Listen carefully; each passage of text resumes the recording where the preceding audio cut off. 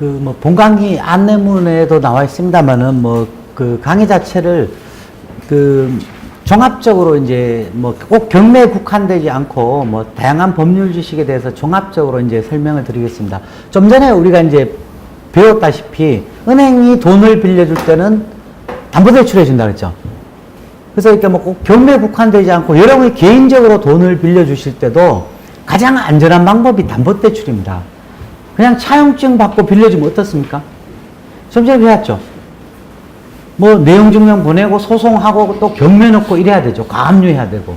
은행같이 저당권을 설정하고 돈을 빌려주면은 갚지 않으면 바로 경매를 넣을 수가 있습니다. 굉장히 간편해지죠. 그리고 개인적으로 이렇게 돈을 빌려줘 가지고 소송해서 경매를 넣을 때는 뭐 다음 본강의 때 나오겠습니다만 강제 경매라 그럽니다. 그거는 이제 그 사람을 상대로 하는 거고요. 지금 그러니까 은행에서 담보대출할 때 뭡니까? 그 집 자체를 잡는다 그랬죠. 사람을 상대로 하는 것보다 집 자체를 잡는 게 더 안전하겠죠. 왜냐하면 사람이라는 거는 재산이 있다가도 없을 수 있잖아요. 그러니까 애초에 여러분이 그러니까 뭐 돈을 빌려주실 때는 가능하면은 은행하고 마찬가지로 담보대출, 그러니까 그 사람 집에 대해서 근저당권을 설정하시는 게 가장 안전한 방법입니다. 현재까지 있는 방법 중에서는. 그래서 은행 같은 데는 뭐 절대 차용증 쓰고 돈 안 빌려주잖아요. 그래서 그렇습니다. 그러니까 은행 같은 경우는 그래서 절대 떼이지를 않습니다. 그러니까 우리가 뭐 은행이라는 게 수익이 남고 뭐 손해를 보지 않는 이유가 있다라는 겁니다. 그래서 여러분들이 꼭 그러고요. 또 하나 이제 우리 법제에서 중요한 게 이제 여러분이 들어보셨겠지만은 부부 별산제입니다. 그 들어보셨죠? 남편하고 아내는 또 완전히 별개입니다. 법적으로는. 뭐 한국 같은 문화하고는 좀 맞지 않는 거죠. 사실 왜냐하면 뭐 한국 문화라는 거는 좀 뭐 부부간에 좀 별개라는 개념이 아니긴 한데 법적으로는 부부가 완전히 별개입니다. 그래서 여러분들이 어떤 분의 아내한테 돈을 빌려줬을 때는 남편 재산이 아무리 많아도 손을 못 댑니다. 마찬가지로 남편한테 빌려줬을 때도 마찬가지입니다. 아내가 아무리 재산이 많아도 손을 못 댑니다. 그걸 방지하기 위해서 은행에서는 또 어떻게 합니까? 연대보증을 세웁니다. 연대보증. 그러니까 남편한테 돈을 빌려줬는데 아내가 연대보증하지 않은 이상은 남편 재산밖에 못 건드린다는 겁니다. 그리고 또 하나 주의하셔야 될 게 이제 주식회사. 주식회사하고 그 회사의 사장. 이게 또 완전히 별개입니다. 좀 뭐 이런 비유를 들어서 좀 그러신다면은 뭐 삼성을 예를 들어 이건희 회장 거라고 가정을 하면은 삼성전자가 뭐 아무리 돈이 많아도 이건희 회장한테 우리가 돈을 빌려줬는데 삼성전자 못 건든다는 말입니다. 반대로 우리가 삼성전자에 돈을 빌려줬어도 이건희 회장이 아무리 돈 많아도 이건희 회장한테 못 달라고 한다는 겁니다. 그러니까 주식회사하고 사장 개인이 별개고요. 부부도 반드시 별개라는 겁니다. 그래서 이런 걸 악용해서 또 이렇게 하는 분들이 많아요. 그러니까 제가 이제 법률 업무를 할 때 보면은 임대차 계약을 하는데 법인 명의로, 그러니까 뭐 슈퍼를 이제 어떤 건물주가 임대를 하는데 슈퍼를 그 사람 개인 명의로 안 하고 법인 명의로 해놓은 거예요. 법인이란 그렇잖아요. 물론 삼성전자 같이 큰 회사는 그렇지 않지만은 작은 법인들 어떻게 언제 무너질지 모르잖아요. 그러니까 그 사장은 벤츠 타고 돌아다니면서 그 회사 법인은 무너뜨려버리는 거예요, 일부러. 그럼 어떻습니까? 임대주, 건물주가 법인이니까 사장한테 그 보증금을 달라고 할 수가 없는 거예요. 전세 보증금을. 이해가십니까? 무슨 말인지. 그러니까 회사하고 사장 개인은 별개라는 겁니다. 그러니까 임대차 계약을 했는데 임대주가 그 회사라면은 회사라는 건 언제든지 무너질 수 있잖아요. 조그만 회사는 뭐 사장이 속된 말로 뭐 돈을 빼내가 무너뜨릴 수도 있는 거고. 그러니까 그런 경우에도 굉장히 주의하셔야 된다는 겁니다. 그래서 역으로 하면은 은행 같은 데는 그잖아요. 회사에 빌려줄 때는 그냥 회사만 보고 안 빌려줍니다. 왜냐하면 지금 말씀드린 회사는 언제든 무너질 수 있으니까 사장 개인을 연대보증을 세웁니다. 그래야 사장 재산도 건드릴 수 있거든요. 부부도 마찬가지입니다. 남편한테 빌려줄 때 아내가 돈이 많으면 아내를 연대보증을 시키면 책임을 지는 겁니다. 같이. 그러니까 그런 것도 꼭 알아놓으셔야 되고요. 여기 이제 방금 말씀드렸지만 이제 말소 기준 권리라는 게 아까 말씀드렸죠. 우리가 경매된 부동산을 낙찰받으면은 거기 남아있었던 뭐 압류, 가압류, 저당권 뭐 이런 복잡한 것들을 다 지워버리는 방법도 있고 그대로 남겨가지고 낙찰자한테 주는 방법 이렇게 두 가지가 있지만은 각 제도상 장단점이 있기 때문에 우리 법제는 일단은 지우는 걸 원칙으로 합니다. 가능하면 뭐 압류고 가압류고 저당권인 걸 지우는 걸 원칙으로 하지만은 그러니까 말소 기준 권리라고 말 그대로 합니다. 그러니까 우리 법률용어라는 게 말에 사실 다 나와 있습니다. 말소, 지우는 기준이 되는 권리보다 앞에 있는 거는 지우지 않고 낙찰자한테 인수가 됩니다. 그러니까 그런 나중에 이제 상세하게 나오겠습니다만은 그런 대원칙을 일단 아시면은 요 세입자도 마찬가지입니다.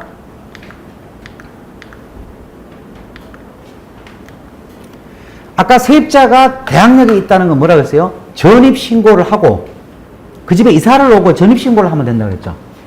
그러니까 그 전입신고한 날짜가 지금 방금 말씀드린 그 기준보다 앞선다, 세입자가. 세입자가 앞서게 되면은 그 세입자는 경매가 넘어가도 그 임대차가 그대로 보존이 된다는 겁니다. 예를 들어 2년, 세입자가 2년 전세 계약을 했어요.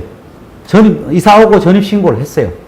은행에 뭐 근저당 거보다 빨리 자기가 했다라고 가정하면은 경매가 넘어가도 그 사람은 2년간의 기간이 보장이 된다라는 말입니다.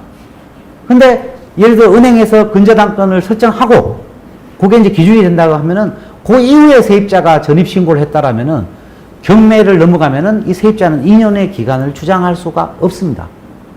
그러니까 이걸 역으로 말하면 여러분이 세입자라면은 어떻습니까? 가장 먼저 빨리 해야 되죠. 그게 등기부가 깨끗한 상태에서 여러분이 전입신고를 하면 가장 1순위가 되는 겁니다. 그렇죠? 근데 은행 같은 데는 또 어떻습니까? 앞에 세입자 있으면 대출 해줍니까? 안 해줍니까? 안 해줍니다. 제가 은행은 또 뭡니까? 절대 또 손실을 안 보려고 하기 때문에 은행 같은 데는 앞에 세입자 있으면 또 안 해줍니다. 그래서 은행은 무조건 1순위로 가려고 합니다.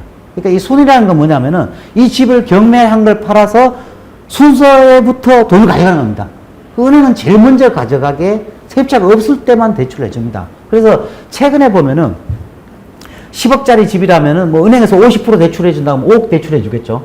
그러면은 시세에서 5억이 남죠. 전세 5억을 들어가면 안전하겠어요? 안 안전하겠어요? 안전하지 않습니다. 왜냐하면은 뭐 경매가 들어가면 이제 경매가 들어가서 10억짜리 집이 경매가 들어가서 10억에 낙찰 받는다라면 뭡니까? 은행 5억 가져가고 세입자 5억 가져가고 하면 되죠. 근데 우리가 시세보다 싸게 낙찰을 받으려고 그러기 때문에 통상 뭐 아파트라고 해도 뭐 80%, 90%, 뭐 물론 우량한 물건 같은 건 뭐 95% 갈 수도 있지만은 10억짜리 집이 9억에 누가 낙찰 받았다라면은 법원에서 나눠줄 수 있는 돈이 9억밖에 없잖아요. 그죠? 낙찰자한테 받아서. 그럼 뭡니까? 은행에서 5억을 주고 나머지 4억을 이제 세입자한테 줍니다. 2순위. 그러면 그 세입자는 1억을 날리게 되는 겁니다. 그래서 최근에 이게 전세난이 굉장히 심하기 때문에 뭐 보통 또 담보대출 없는 집이 잘 없잖아요. 그러다 보니까 이게 세입자들이 뭐 은행이 있어도 막 무리하게 이렇게 전세를 들어가가지고 보증금이 굉장히 위험하게 되는 경우를 많이 봤습니다. 많이 봤는데 여러분이 이제 역으로 말해서 집을 얻을 때는 깨끗한 집도 있습니다. 은행에 뭐 저당권이 뭐 가능하면 없는 집이면 좋고 있더라도 뭡니까? 작은 금액이 좋겠죠. 10억짜리 집에 1억 있으면 뭡니까? 9억의 여유가 있잖아요. 그죠? 9억의 여유가 있기 때문에 뭐 한 5억의 전세를 들어가도 그렇게 위험하지 않을 수 있다라는 겁니다. 그래서 이게 뭐 경매를 이게 배우는 거는 입찰자의 입장에서도 되고 여러분이 어떤 또 뭐 권리 행사를 하기 위한 어떤 반대로 해석하면 그런 것도 다 되죠. 그러니까 종합적으로 제가 설명을 드린 겁니다. 여러분이 우리가 뭐 이게 낙찰을 받을 때는 입찰자 입장이지만 여러분이 돈을 빌려줄 때는 아까 뭐라고 했습니까? 반드시 근저당권을 하는 게 좋다. 차용증만 받고 하는 것보다 차용증 받고 하면 뭡니까? 소송해야 되죠. 또 순위도 밀립니다. 순위도 저당권보다 밀립니다. 그렇기 때문에 담보대출 뭐 그러니까 근저당권 해서 하는 게 좋고 또 뭡니까? 부부 사이에 돈 빌려줄 때 가능하면 연대보증을 시키는 게 낫겠죠. 뭐 담보대출이 안 되면은. 그리고 주식회사 같은 거 굉장히 또 주의하셔야 된다라는 겁니다. 그래서 대항력 있는 세입자라는 게 말 그대로입니다. 왜 대항력이 있다라는 거는 여기 보세요.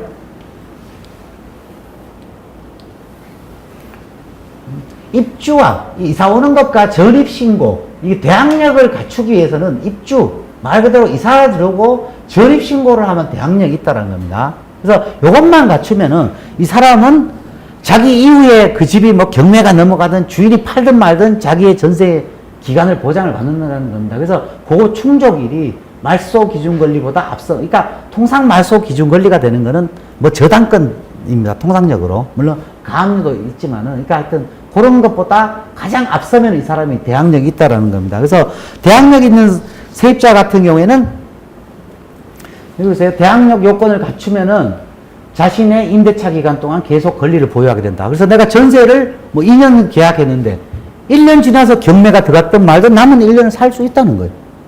또 그게 맞겠죠. 자기가 먼저 했으니까. 그리고 이때 낙찰자 같은 경우에는 기존 임대차 관계를 승계하게 된다는 겁니다. 그러니까 이것도 알아놓으셔야 되겠죠. 간혹 가다가 이제 뭐 낙찰을 받는데 이 임대차를 예를 들어 뭐 10억짜리 집인데 집 7억에 낙찰받았다고 싸다고 막 낙찰받았는데 그 보증금이 5억 있어요. 그것도 낙찰자가 떠맡아야 돼요. 싸게 낙찰받은 겁니까? 아닙니까? 절대 아닌 거죠. 그러니까 뭐 이런 초보적인 실수를 하는 경우도 있습니다. 그러니까 이 낙찰자가 뭐 승계받지 않는 경우는 관계없습니다. 뭐 그 사람이 보증금 띄는 문제일 뿐이지. 근데 낙찰자가 전세 보증금을 승계를 받아야 될 때는 10억짜리 집에 전세 보증금을 5억을 내가 승계를 받아야 된다라면은 5억 이상 쓰면 안 되는 거죠. 절대. 뭐 계략적으로 계산해서 더 이하 써야 되죠. 당연히 뭐 시세보다 싸게 해야 되니까. 그러니까 이 전세 보증금을 낙찰자가 승계를 해야 되냐 안 해냐 이것도 굉장히 중요한 문제라는 겁니다. 근데 대항력 있는 세입자의 경우도, 그러니까 그날 전입신고하고 이사 들어온 날이 가장 빠르면은 여러분이 경매 낙찰받으면 그 세입자 보증금 인수해야 된다 그랬죠. 그렇더라도 이 사람이 법원에 대해서 배당 요구를 한다. 이거는 무슨 말이냐면은 우리가 공산주의 국가가 아니지 않습니까? 그러니까 내가 2년의 전세를 했는데 수리가 가장 빨라요. 경매가 들어가면은 그 사람 2년을 보장해 줘야 된다 그랬죠. 근데 세입자가 나 경매 들어갔으니까 난 보증금 받고 나갈래. 그 소리입니다. 임대 보증금에 대해서 배당이 달라라는 거죠. 법원에 달라는 요구를 하면은 임대차 관계가 종료되고 2년을 보호를 받는데 경매에 들어갔든 말든 이 2년을 보호를 받는데 강제적으로 2년을 살라라고 할 수는 없다라는 겁니다. 세입자한테. 그렇겠죠. 뭐 공산주의 국가도 아닌데 네가 그냥 전세 보증금 받고 나간다. 본인이 원하면은 낙찰자가 그 임대차를 승계 안 해도 된다라는 겁니다. 그러니까 이런 경우는 어떻습니까? 세입자가 법원에 지 보증금을 달라라고 요구했는지 안 했는지 이 기록에 나타납니다. 그러니까 그걸 확인을 또 하셔야 된다는 겁니다. 그래서 법원에 배당 요구를 하면은 임대차 관계를 종료하고 임대 보증금을 반환받겠다는 의사를 법원에 표시한 거다. 보증금도 받고 2년 살겠다. 이거 말이 안 되죠, 당연히. 그죠? 그러니까 자기가 2년 살겠다라고 하든지 아니면은 보증금 받고 나가겠다 이 소리인 거죠. 그죠? 그러니까 무조건 이 세입자의 대항력 요건이 말소 기준이 되는 권리, 뭐 쉽게 말하면 근저당권보다 앞서면은 날짜가 전입신고일이니까 이사 들어온 날짜는 우리가 확인 가능합니까? 안 합니까? 뭐 가능할 수도 있죠. 가능할 수도 있는데 낙찰자 입장에서는 하기 힘들죠. 뭐 기업 언제 익스프레스 불러서 이사 왔는지 모르잖아요. 그러니까 실제적으로 확인 가능한 건 이 전입신고일로만 확인한다는 겁니다. 그리고 통상적으로 뭡니까? 이사 들어온 날 전입신고를 하기 때문에. 그래서 우리가 경매 들어간 부동산에 전입신고일, 세입자가 있을 경우에 우리가 경매 들어간 부동산 같은 경우에는 경매 공고문을 가지고 아무동사무소 가면 됩니다. 전국 아무동사무소. 그래서 뭐 강남구에 있는 집도 뭐 구로구 동사무소 가도 되고 아무동사무소에 가서 이 세입자 현황을 열람해 달라 그러면 열람을 해 줍니다. 그냥 가면 안 되고요. 뭐 경매 공고문. 그 집 주소에 예를 들어 뭐 관악구 무슨 몇 번지 경매 들어갔다는 공고문을 첨부를 해가지고 여러분 신분증 지참하고 전국 어느 동사무소 가면은 이 집에 세입자가 누가 전입신고가 되어 있는지를 확인을 해 준다라는 말입니다. 그 날짜를 꼭 확인하셔야 된다는 거예요. 전입신고일자. 그렇죠? 이 사람을 떠왔냐 안 왔냐는 뭡니까? 입주하고 전입신고인데 입주는 우리가 확인 못하죠. 뭐 어느 익스프레스를 통해서 언제 이사했는지 모르니까 공식적으로 확인 가능한 게 이 전입신고다라는 거죠. 그래서 전입신고일을 꼭 확인하셔가지고 그 세입자의 전입신고일이 모든 권리일보다 가장 빠르다. 아까 보셨죠?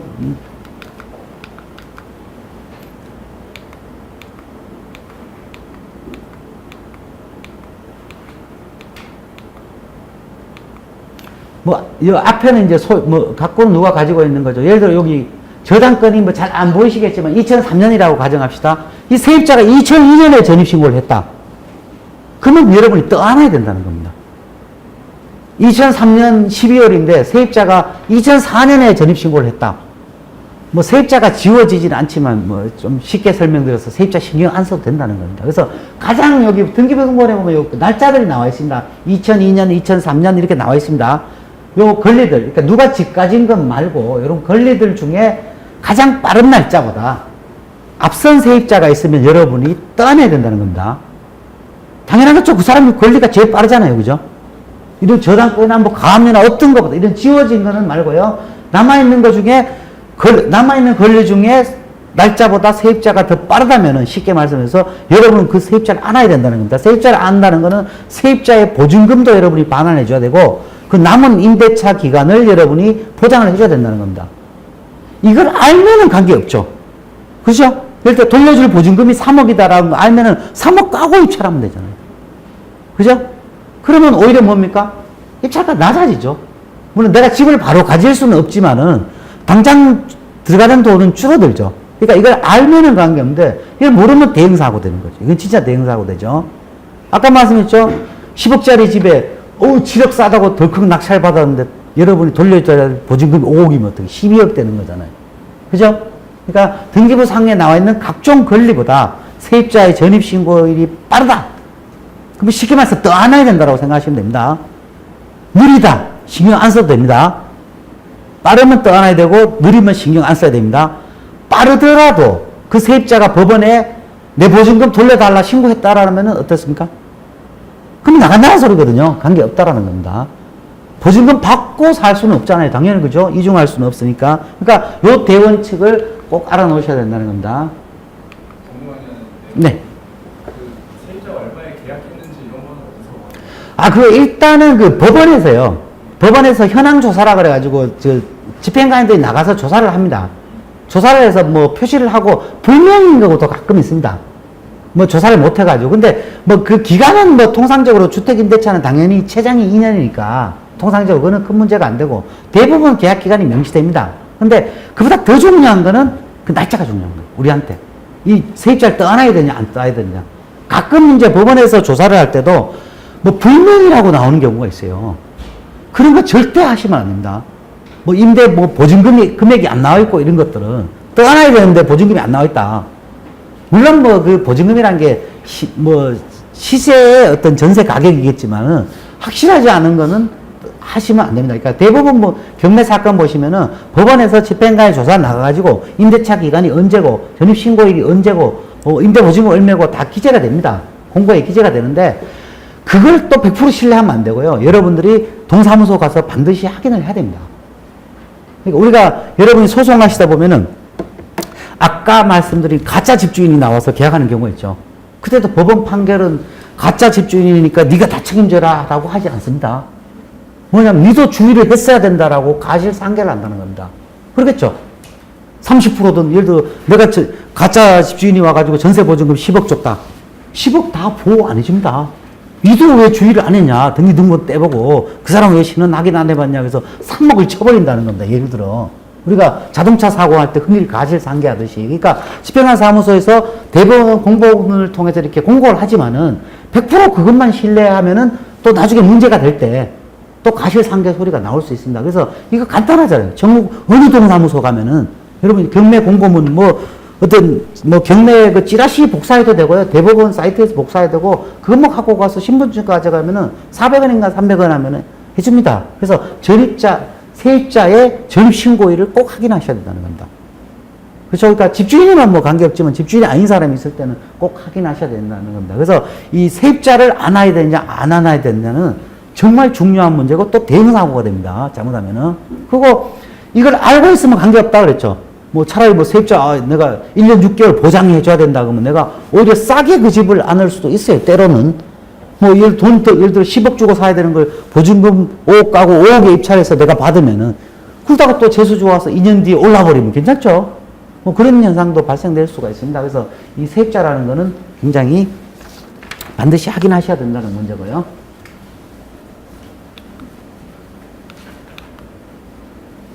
그래서 이제 요게 이제 등장되게 된 배경이 이렇습니다. 우리가 그 법원에 보면은 매매는 뭐 임대차를 깨트린다는 말이 있습니다. 그러니까 여러분 상식적으로 생각해 보면은 내가 집 주인이면은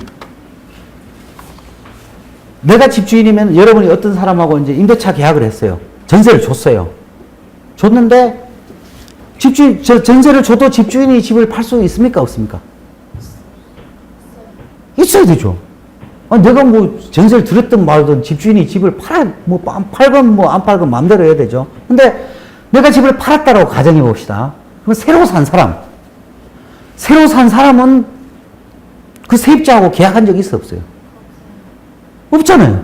전에 집주인이 세입자하고 계약했는데 새로 집 산 사람이 그 계약을 떠안아야 돼요? 안 떠안아야 돼요? 상식적으로. 안 떠안아야 되는 게 원칙이죠. 그렇지 않습니까? 그러니까 전에 집주인이 세입자 전세를 드렸어요. 전세를 드려도 뭐 그 사람이 팔 수는 있죠. 뭐 집주인이니까. 근데 새로운 집주인의 입장에 생각해 보세요. 전에 집주인이 전세 계약한 사람 내가 왜 떠안아야 되냐? 그런 생각 당연히 그게 맞는 거예요, 사실은. 그렇지 않습니까? 집 산 사람은 그 사람하고 전세 계약한 적 없잖아요. 그래 되다 보니까 세입자 입장에서는 어떻습니까? 그러니까 이 원칙을 고수하면은 새로 집 산 사람은 전에 세입자 보고 너 나랑 계약한 적 없으니까 나가야 되는 거예요. 할 말 없잖아요. 그렇지 않습니까? 법의 원칙은 그렇습니다. 근데 이렇게 되면은 세입자가 불안해지잖아요. 그렇죠? 법의 원칙은 지금 방금 말씀드린 게 맞아요. 집주인이 뭐 전세 놓을 수 있고 전세 나와도 팔 수 있어요. 그게 맞아요. 새로 집 산 사람은 전에 세입자 나랑 계약한 적 없으니까 나가가 맞는 거예요. 사실은. 그래서 이제 매매가 임대차를 깨트린다. 매매가 이긴다는 거예요. 새로운 집주인이. 근데 그래 되면 세입자 입장에서는 나랑 관계없이 집주인이 팔아버리니까 나는 집 나가야 돼. 내가 전세 계약 2년 했는데 한 달 지났는데 집주인이 집 팔았어. 새로운 집주인이 나가. 세입자 뭐가 되는 거예요? 그래서 이게 주택임대차보호법이 등장하는 거예요. 법에는 안 맞는 거예요, 사실은. 법에는 안 맞는데, 여기 보세요. 민법상의 원칙으로 보면은 소유권은 임대차 계약보다 강하다. 방금 말씀드린 겁니다. 지금 집주인이 계약한 걸 새로 집주인이 떠안을 이유가 없잖아요. 그래 되면 세입자가 이제 굉장히 불안해지기 때문에 민법에 이런 기준 원칙만 고수할 경우에 세입자 입장에서는 기존 집주인과는 정상적인 임대차를 했지만은 집주인이 집을 팔았다는 이유만으로 새로운 집주인한테 쫓겨나게 되는 거죠. 그래서 이제 이게 주택임대차보호법이 특별법입니다. 특별법. 법적으로는 말이 안 되는 거예요. 사실 말이 안 되는 건데 세입자를 보호하기 위해서. 그래서 이게 주택임대차보호법이라는 특별법이 등장하게 된다는 겁니다. 그래서 주택임대차보호법은 주택을 소유한 사람에 비해서 상대적 사회 약자 있는 임차인을 보호하여 주겠다는 뭐 사회 정책적 목적을 달성하기 위해서. 그래서 이게 우리 법에도 보시면은 그렇잖아요. 뭐 사장하고 근로자 있으면 법이 누굴 더 보호해요? 근로자를 좀 보호하죠. 왜냐면 이 사람 사회적 약자라는 거예요. 지금도 보세요. 집주인하고 세입자 있으면 누가 더 보호해요? 세입자를 좀 더 보호해 주는 거예요. 왜냐면 사회적 약자라는 거죠. 집주인은 넌 집도 있고 세입자는 집이 없으니까 사회적 약자인 지금 방금 말씀드린 이런 원칙만 고수해버리면 세입자가 뭐 한 달 있다 쫓겨나고 주인 집 팔면 쫓겨나고 이러니까 이 국회의원들이 생각하고 이건 아니다. 이래서 전입신고하고 2, 3만 오면은 지금 좀 전에 설명드렸다시피 그 기간을 보호를 해주는 거예요. 이게 법의 원래 원칙으로 하면 말이 안 되지만은 세입자를 보호하기 위해서 이렇게 한다는 거예요. 그래서 이제 주택임대차보호법상 세입자에 대한 특별규정. 우리가 주택임대차보호법 많이 들어보셨겠지만은 세입자한테 유리한 법이에요. 집주인한테 불리한 법이고요. 그러니까 이거 왜냐하면 세입자를 보호하기 위해서 국가적으로 그렇게 했습니다. 그래서 우리 특별법도요. 주택임대차보호법이 있고 상가임대차보호법 있죠. 어느 게 먼저 생겼어요? 주택. 왜냐면요. 국회의원들이 생각해 보니까 상가 있는 사람은 일단 뭐 집이 있고 나서 상가를 하는 거잖아요. 그러니까 상대적으로 집을 먼저 보호해줘야 그래서 주택임대차를 먼저 만든 거고요. 그 다음에는 상가임대차보호법을 만들었어요. 그 다음에 최근에 2015년 5월 13일 날 생긴 게 또 뭡니까? 상가건물에 대해서 권리금도 보호해준다. 옛날 막 권리금 막 날아가니까. 그래서 이 주택임대차보호법에 이제 특별 규정이 대항력을 이렇게 부여했다. 그러니까 이게 지금 보세요. 법의 대원칙을 흔들어 가면서 전입신고만 달랑한 사람한테 강력한 권한을 부여주잖아요. 그죠? 그게 이제 하나의 어떤 특별이고요. 둘째 보시면 우선 면제권 부여. 여러분 전입신고하고 또 하나 하라는 거 뭐 말 들어보신 적 있죠? 확정일자. 그죠? 확정일자라는 것도 뭐 동사무소에서 찍을 수도 있고 등기소에서 찍을 수 있습니다. 도장 하나만 달랑 찍으면 우리가 아까 은행에서는 뭡니까? 돈 빌려주고 우선순위로 돈을 가져가려고 뭐 한다고 그랬어요? 저당권 등기를 해야 된다고 그랬죠. 저당권 등기하면 어떻습니까? 예를 담보대출 받아봤죠? 뭐 인감 갖다 줘야 되죠? 뭐 법무사 와서 뭐 등기, 은행 지정 법무사 등기하죠? 등기부 올리죠? 이렇게 많은 엄격한 절차를 가지잖아요. 이 사람은 뭐예요? 전입신고 동사무소 가서 5분 만에 하고 도장 그냥 땅, 돈도 안 받아요. 그냥 땅 찍으면은 우선 변제권. 그러니까 쉽게 말하면 그 날짜를 기준으로 우선적으로 보증금을 준다는 권리를 부여한다는 거예요. 그러니까 주택임대차법은 굉장히 세입자를 많이 보호한다라는 겁니다. 그 글씨를 굉장히 이제 조만하게 해놨는데,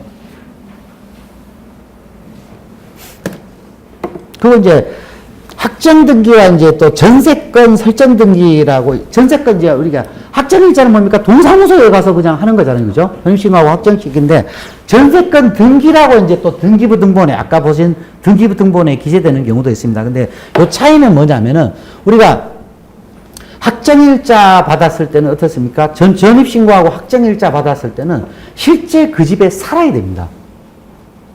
왜냐면 이런 나라에서 이렇게 뭐 집주인보다도 더 강력하게 전입신고만 하고 도장만 깡 찍으면 보호해 주는 목적은 뭡니까?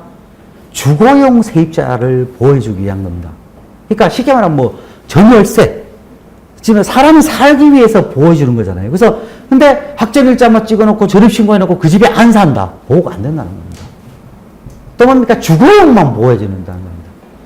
예를 들면 뭐 전입신고해 놓고 확정일자 찍어놓고 거기서 장사를 한다. 보호 안 해준다는 겁니다. 그렇죠? 그런 차이가 있고요. 그 전세권 설정 등기를 한 경우에 그러니까 지금 방금 말씀드린 이렇게 전세를 살아도 전입신고하고 확정일자만 찍을 수도 있고 또 전세권 등기를 따로 할 수도 있어요. 집주인 뭐 인감 들어가서 이렇게. 이런 경우에는 실제 그 살지를 않아도 됩니다. 살지를 않아도 되고 또 하나 차이가 뭐냐면은 지금 확정일자하고 주민등록 전입신고 했을 경우에는 전세가 끝났다. 보증금을 안 준다. 그러면 어떻게 되냐면 아까 우리가 차임증하고 똑같아져요. 전입신고하고 확정일자 받아놨는데 집주인이 돈을 안 줍니다. 그러면요 소송을 해야 됩니다. 판결을 받아가지고 집주인의 집을 경매를 넣어야 됩니다. 근데 전세권 등기를 등기부에 올린 경우에는 바로 경매를 넣을 수가 있습니다.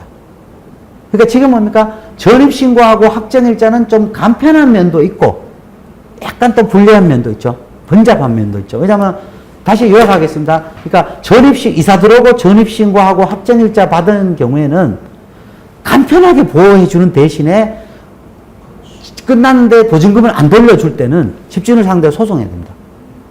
소송은 이기죠, 당연히. 전세 돈 준 게 있으니까. 아까 말한 6개월, 1년 걸려서 이기죠. 이긴 다음에 또 경매를 넣어야 된다는 겁니다. 근데 그걸 이제 전세를 살면서 뭐 전입신고하고 확정일자 하고, 아니, 그거 하든지 안 하든지 관계없습니다. 등기부 등본에, 아까 보신,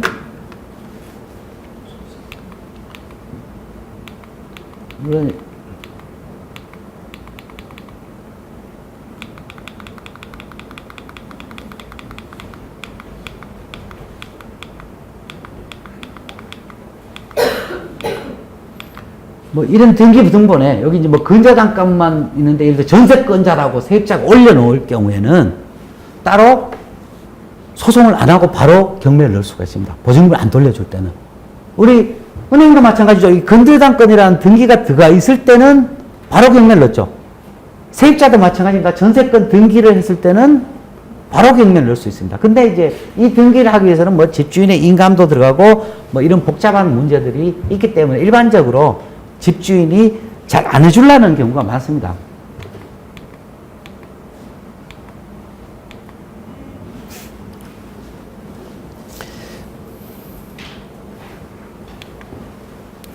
그리고 이제 소액 임차인 같은 경우에 지금 말씀드린 게 이제 전입신고하고 확정일자 찍으면은 경매가 들어가든지 팔리든지 좀 복잡해지죠. 그러니까 전입신고하고 확정일자 찍으면은 경매가 들어가든지 팔리든지 간에 세입자는 그 집 계속 살 수 있다 그랬죠. 천천히 요약합니다. 계속 살 수 있다 그랬죠. 단 세입자가 법원에 보증금 주면 나가겠다라고 신청할 수 있다고 그랬죠. 그 날짜가 세입자의 전입신고한 날짜가 가장 빠릅니다. 낙찰자가 안아야 된다고 했습니다. 그죠? 세입자가 전입신고한 날짜가 다른 권리보다 늦습니다. 낙찰자는 신경 안 써도 됩니다.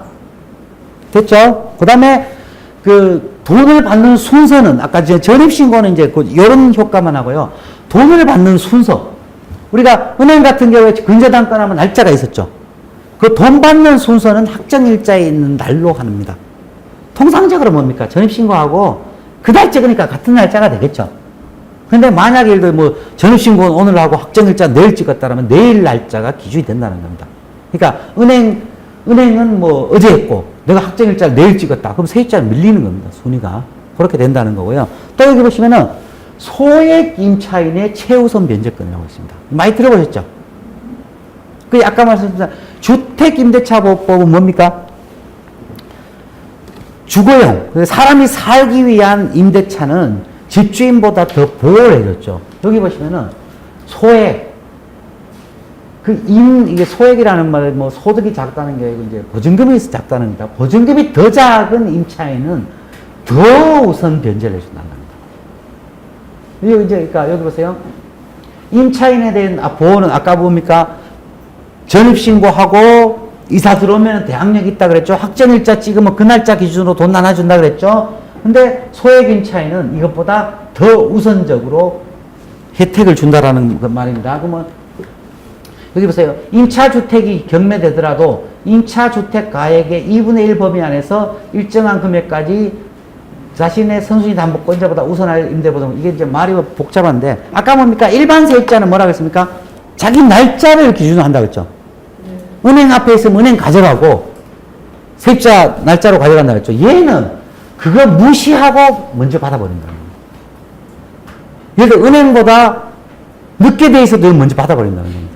보증금, 그러니까 얘는 보증금이 더 작기 때문에, 그러니까 국가 입장에서 더 약자기 때문에 더 보호해주자.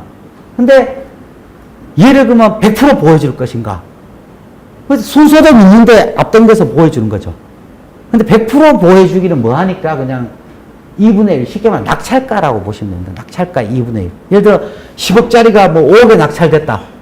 그러면 거기에 2분의 1 범위 안에서 2억 5천만 원까지 안에서 세입자는 우선 보호해준다. 그런 의미입니다. 다시 넘어갑니다. 여기 보세요. 우선 변제권과 소액 임차인의 최우선 변제권. 그러니까 일반 임차인, 보통 전월세 사는 사람은 뭡니까? 자기 확정일자 날짜로 돈을 받아가는 겁니다. 근데 이 소액 임차인은 그 확정일자 날짜가 설사 늦더라도 먼저 준다는 겁니다. 먼저. 은행보다 먼저 주고, 먼저 다 주지는 않습니다. 일정 부분만 먼저 주고, 그러면 못 받는 나머지는 어떡합니까? 확정일자 순서로 한다는 겁니다. 그러니까 소액 임차인도 확정일자를 찍어 놓으면 된다는 거예요. 찍어 놔야 유리하다는 거예요. 그러니까 확정일자가 없어도, 그러니까 자기 조만한 보증금의 일정 부분은 최우선적으로 준다는 겁니다. 그 다음에 확정일자가 없으면 이제 밀리는 거예요. 그러니까 이 사람도 확정일자를 받아놔야 된다는 거고요. 그러면 소액 임차인이 이런 혜택을 받기 위해서는 어떤 요건을 가져야 되냐 보세요. 법에 정한 임대보증금 이하, 그러니까 뭐 서울권만 알아놓으니까 보증금이 9,500만 원 이하여야 된다는 겁니다. 그러니까 보증금이 9,500만 원 이하인 전세나 뭐 월세 세입자만 지금 방금 말씀드린 다른 것보다 앞선 혜택을 준다는 말입니다. 근데 서울의 보증금 9,500이면은 집이 나와요, 안 나와요? 방 한 칸 정도 나오죠.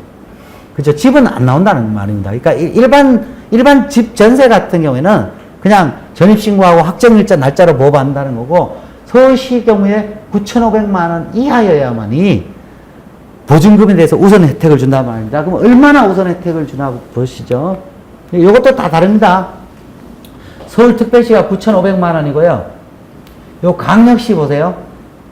이거 외우실 필요는 없고요. 그냥 대충 뭐 강력시, 뭐 안산시, 용인시, 김포시, 강주시는 6천만 원, 보증금 6천. 기타 시군 지역 4,500만 원, 여기 보시면 뭐 수도권 정비 억제법에 따른 뭐 가밀 억제 지역, 요거는 뭐 하여튼 뭐 대부분의 뭐 경기도 지역이라고 포함하시면 됩니다. 요 안 들어가 있는. 그러니까 서울은 9,500만 원, 대부분의 경기 지방은 8천, 뭐 여기 나와 있는 애들은 한 6천, 그 밖에 시 같은 경우에는 4,500만 원 보증금이 요거 이하의 세입자는 가장 우선적으로 보호해 준다는 말입니다.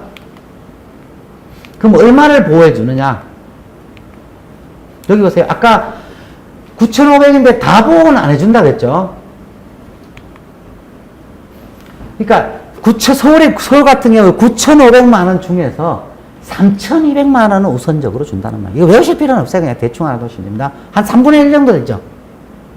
그러니까 서울에 9,500만 원이면요. 거의 그 방 하나밖에 안 나와요. 전세가 사실은 웬만한 지역에서는. 그러니까 방 하나 전세 9,500 이하로 사는 사람은 3,200만 원까지, 그 사람이 전세 9,000에 방 하나 산다라면은 3,200만 원은 그냥 최우선적으로 준다는 거예요. 뭐 학정일자고 뭐 관계없이 최우선적으로 준다는 거예요. 그럼 남은 6천은 이제 학정일자 순서로 한다는 거예요. 그러니까 소액입자는 또 어쨌든 학정일자 받아놔야 보호를 받는 거죠. 그래서 은행 같은 경우에는 여러분이 대출을 받아보시면 알지만은 저 위에 아무것도 없더라도 이 금액을 빼버립니다. 왜냐면 나중에 들어와서도 지보다 앞서가 버리니까. 그렇겠죠? 얘는 그러니까 은행보다도 뭐, 은행이 제일 먼저 했어도 먼저 우선적으로 줘본다 그랬죠. 다시 요약합니다. 보증금이 아주 작은 사람, 아주 작지도 않죠. 사실 9,500이 작은 돈 아닌데, 보증금이 작은 임차인, 세입자, 전세 월세입자, 서울 기준은 9,500입니다. 이 사람은 뭐, 따로 학정일자니 이거 필요 없이 일정 금액 얼마가 있다? 3,200원은 우선적으로 줘버린단 말입니다. 은행보다 더 앞서. 그죠? 그러면 역으로 이제 아까 똑똑한 은행은 반격이 들어오는 거죠. 세입자 없더라도 3,200을 빼고 대출해 준다는 거예요. 똑똑하죠? 그죠? 이해 가십니까? 네. 근데 저기 월세 금액은 포함되나요? 월세 금액은 따로 포함하지 않습니다. 포함. 예. 예를 들어서 3천에 월세가 500만 원. 아, 그게 월세를 포함하면요, 다름아 버리니까. 뭐, 항상, 예, 월세는 하시면 안 돼요.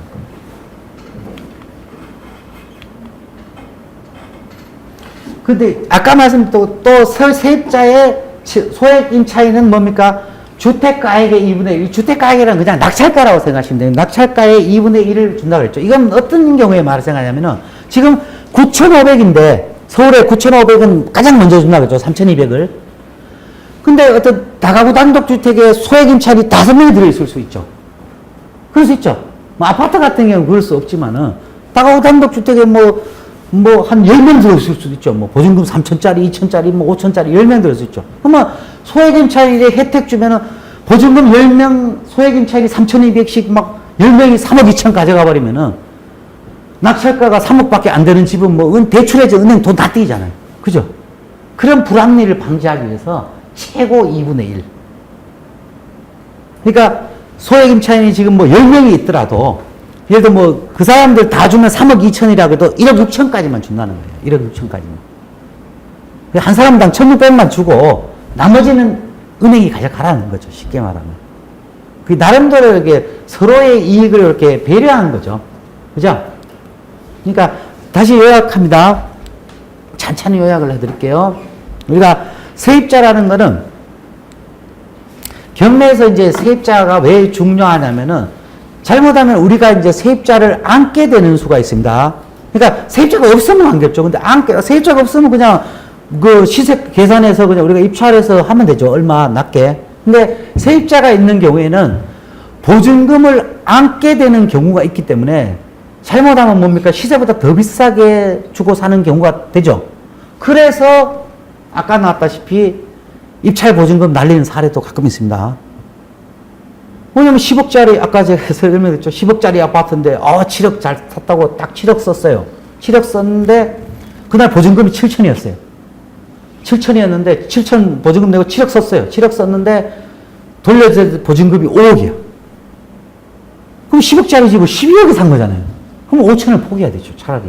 그래서, 이런 실수를 해서 보증금을 날리는 경우도 있습니다. 그래서, 우리가 입찰자의 입장에서는 이 세입자를 안아야 되는지, 안지 않아야 되는지를 파악을 해야 됩니다. 그 날짜가, 세입자의 날짜는 일단은 뭡니까? 이상한 건 우리가 알 수 없으니까 전입신고 일자로 확인한다. 쉽게 설명드리는 겁니다. 전입신고 일자가 등기부상에 나와 있던 어떤 날짜보다도 가장 빠르면은 여러분이 또 안 하게 된다는 겁니다. 다시 한번 이제 요약을 해보면은 세입자가 이제 경매에서 차지하는 중요한 비중은 여러분이 그 세입자를 안아야 되느냐, 안지 않아야 되느냐라는 문제입니다. 그래서 일단 뭡니까? 전입신고일이 다른 권리일보다 제가 쉽게 설명드린 거예요. 그러니까 약간의 연측들은 있지만은 세입자의 그 날짜가 다른 권리들보다 가장 앞선다라면 여러분이 안아야 된다 그랬죠. 안아야 된다는 말은 그 보증금도 여러분들이 내줘야 되고 그 남은 전세 기간도 보호를 해줘야 됩니다. 단 세입자가 뭡니까? 법원에 보증금 받고 나가겠다라고 신청을 했다라면은 여러분이 그 신경 쓰시지 않으셔도 되죠. 물론 제가 이렇게 쉽게 말씀드리지만은 보증금을 받고 나간다 해도 또 문제는 있어요. 왜냐하면 보증금을 또 다 못 받고 나가면 또 문제가 발생될 수 있기 때문에 그러니까 그렇게 일단 정리를 하시면 되고요. 또 하나 뭡니까? 그 세입자의 대항력은 아까 말씀드린 입주와 전입신고인데 뭐 입주는 실질적으로 확인할 방법이었고 전입신고로 확인한다는 거고요. 그 세입자가 돈을 받아가는 기준점은 뭐라고 했습니까? 확정일자. 확정일자인데 여기에 확정일자라는 거는 전입신고를 갖춘 상태에서 확정일자입니다. 그냥 확정일자만 찍으면 안 되고요. 그리고 소액임차인 같은 경우에는 뭡니까? 최우선 또 변제를 해준다 그랬죠. 왜냐면은 집주인에 비해서 세입자가 약하니까 이런 특혜들을 줬죠. 그 중에서도 보증금이 더 작은 세입자는 최우선 변제권을 준다고 했죠. 그 최우선 변제권을 그 받기 위해서는 뭐 요건들은 또 여러 가지 있습니다. 그거는 이제 뭐 나중에 자세하게 배우고 일단은 뭡니까? 최우선 변제권을 가지려면 가장 기본적인 요건이 뭡니까? 보증금이 소액이어야 된다. 뭐 소액을 또 세세하게 외울 필요는 없어요. 이게 또 해마다 올라갑니다. 보증금이 올라가니까. 그러니까 일단 뭐 서울권만 계략적으로 뭐 9,500 이하고. 근데 소액한테 다 주면은 또 불합리하기 때문에 또 뭡니까? 좀 쉽게 설명해서 낙찰가의 2분의 1의 한도로 준다. 뭐 쉽게 말하면 뭐 소액임차인이 50명 들어있어 버리면은 다 가져가면 안 되니까 낙찰가의 2분의 1을 상한으로 소액한테 골고루 나눠주는 겁니다. 그러니까 나눠주는 거고요. 그렇게 된다라는 거를 이해해 주시면 되고요. 네, 그리고 최근 이제 본강의 진행될 책은요, 여기 이제 점프 법원 부동산 경매라고 이제 인터넷 교보문고에 나와 있습니다. 이제 요 강의 교재로 진행할 거고요. 오늘은 제가 이제 뭐 가장 기본적인 것만 이제 설명을 드렸고, 이제 강의 진행할 때 아까 말씀드린 뭐 경매에 국한되지 않고 제가 반대로도 질문을 드리죠. 여러분이 뭐 임대주의 입장이라면, 세입자의 입장이라면, 그러니까 이게 좀 종합적으로 이렇게 사고를 해보셔야 이게 뭐 종합적인 지식이 늡니다. 그래서 요 강의를 제가 뭐 마치게 되면 여러분 이제 뭐 자신있게 이제 경매를 임할 수 있도록 그렇게 진행하도록 하겠습니다. 오늘 여기까지 진행하도록 하겠습니다. 감사합니다.